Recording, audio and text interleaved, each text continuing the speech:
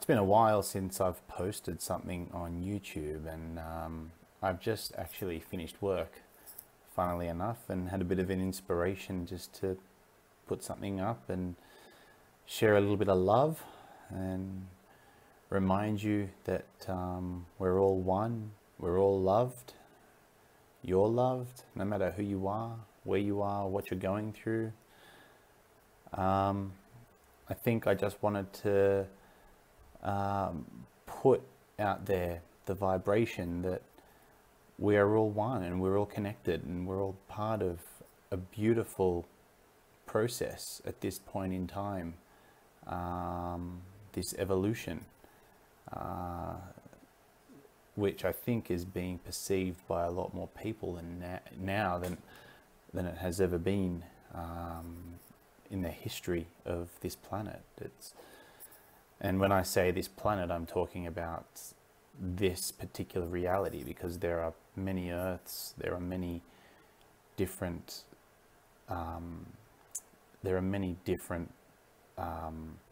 vibrations of Earth, but I'm talking about this particular vibration of Earth.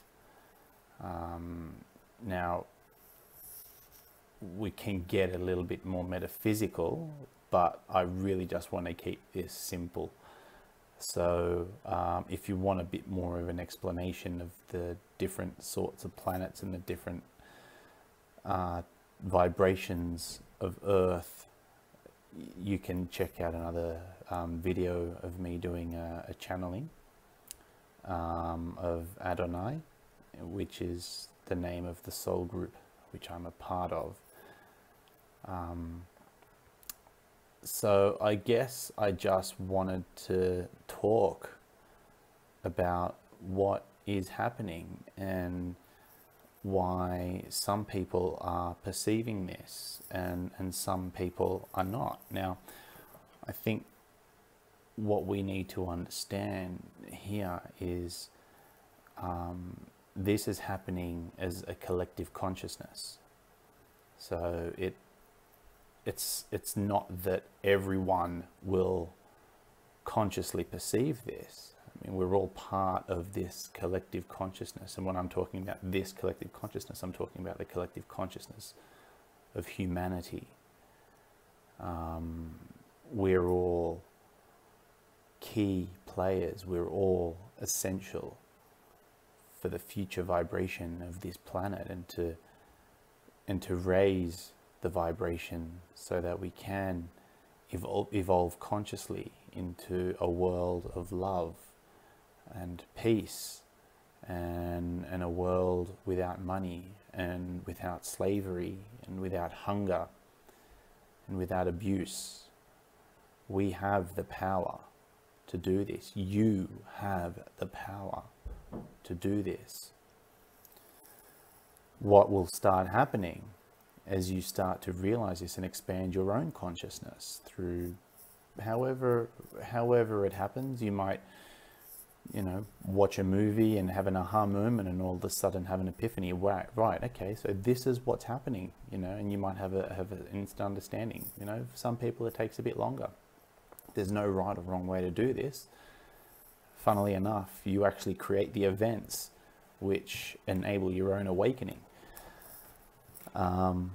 For me, it happened, I think my first real aha moment was when I read Conversations with God.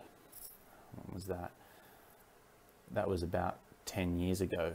Yeah, it was about 10 years ago when I read Conversation with God. And, I've always had this intuitive feeling that I was part of something great. I was part of something beautiful, but I could never consciously perceive what that was. And when I read Conversations with God, it actually put things into perspective for me, and it made me realize that I am God, just like you're God. We're all expressions of God. We're all expressions of divine beauty, And I think one of the key messages here is we can't judge. No matter what someone does or who someone is, how good or bad they are, or they're perceived to be. We cannot judge, because whatever they are, whoever they are an expression of perfection. They are perfect. You know, we may not agree on a third dimensional conscious level with what someone does, but that doesn't mean that what they're doing is wrong. All it means is that we don't agree with it.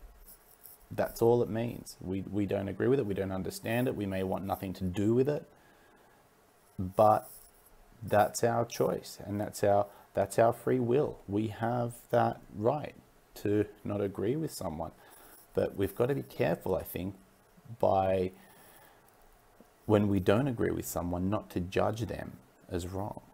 We can acknowledge them as a perfect piece of divine creativity, expressing divine creativity in their own way, in their own unique way. And it's a beautiful thing. You know, they may do the most horrible thing, but without knowing these most horrible things, we don't get the perspective of what the most beautiful things are. Without light, without darkness, we cannot know light, and vice versa. Without light, we cannot know darkness. And that's the nature of living in this world of duality. And when we start evolving in our consciousness, we're going to start realizing that these bad things, in inverted commas, these negative things that are maybe happening in our lives, they're helping us to expand. They're forcing us to ask questions. They're forcing us to see who we really are. How can you disagree with something if you don't have the opportunity for that thing to express itself for you to disagree with? How can you say to someone, you know, I think you're a great person, when you don't have the benchmark for if there is someone who is an ungreat person is? You know, and that's the nature of this world. That's the nature of this universe. You know, both the positive and aligned play an equally important part in all of this. And as we start to evolve consciously, we're going to transcend that. We're going to transcend the good and the bad, the positive, the negative, the light and the dark, and realize that we are all of it. We are a fractal expression of all of it in this body, in this third dimensional body. You know, we have the illusion of separation, that we are not part of the grand universe, the grand multiverse, this infinite continuum, I guess, of creation that is source consciousness, which we all are. You know, we have the illusion that we are separate, and through that illusion of separate in this world, of this universe of duality, we label things as good and bad and positive and negative. You know, and that's not a bad thing, no pun intended. It gives us the opportunity to understand who we really are.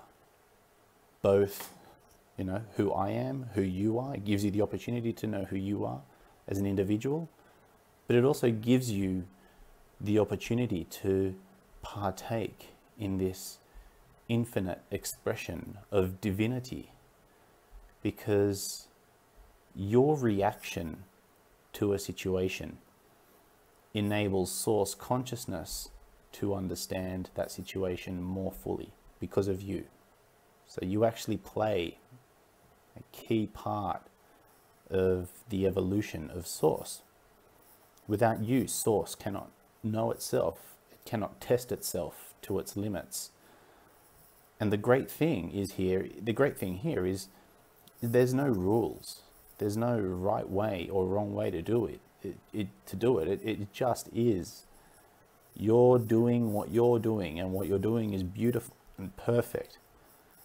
And there's no other way you can be doing it, because it's fluid. What you're doing is a divine expression, and there's no set way to express that divine expression.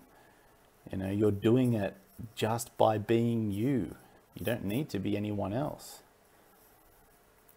You know, and it is very easy to get caught up in, you know, or I guess lost, to put it into perspective. And when I say lost, I mean it's easy to forget that you're part of this divine universe, this divine infinite source of creativity. It's hard to, you know, it can be hard to remember that you're part of this oneness, because you get lost in your day-to-day activities. And once again, that's fine. That is perfectly fine, because it's an illusion. You're not really lost. You're in an illusion that you're lost, but you're still part of all of it. You can't not be part of all of it. So, you know, I just wanted to remind you that you are loved. You are always loved. You're always watched over. Always. So with that, namaste, peace be with you. I love you. And whenever I feel inspired next, you may hear from me at some point in the future. Exactly when, I don't know. Good night.